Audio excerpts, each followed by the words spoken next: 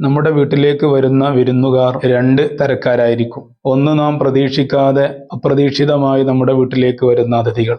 അവരെ വേണ്ട രൂപത്തിൽ വീട്ടിലുള്ള വിഭവങ്ങൾ എന്താണോ അത് നാം കൊടുത്ത് സൽക്കരിക്കും. അതേസമയം നാം ക്ഷണിച്ച് വിളിച്ചു വരുത്തുന്നവരാണെങ്കിലോ അവർക്ക് വേണ്ട വിഭവങ്ങളൊക്കെ നേരത്തെ തയ്യാറാക്കി അവരെ സ്വീകരിക്കാനുള്ള എല്ലാ ഒരുക്കങ്ങളും നടത്തിയിട്ടായിരിക്കും നാം അവരെ വരവേൽക്കുക. മുത്തുനബി സല്ലല്ലാഹു അലൈഹി വസല്ലമ തങ്ങൾ പറഞ്ഞു, മൻ കാന യുഅ്മിനു ബില്ലാഹി വൽ യൗമിൽ ആഖിരി ഫൽയുക്രിം ലൈഫ.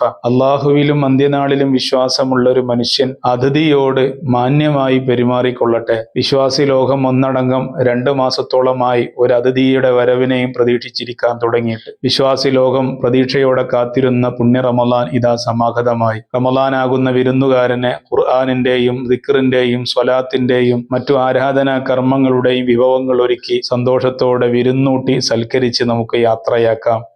അള്ളാഹു തൗഫീഖ് നൽകി അനുഗ്രഹിക്കുമാറാകട്ടെ.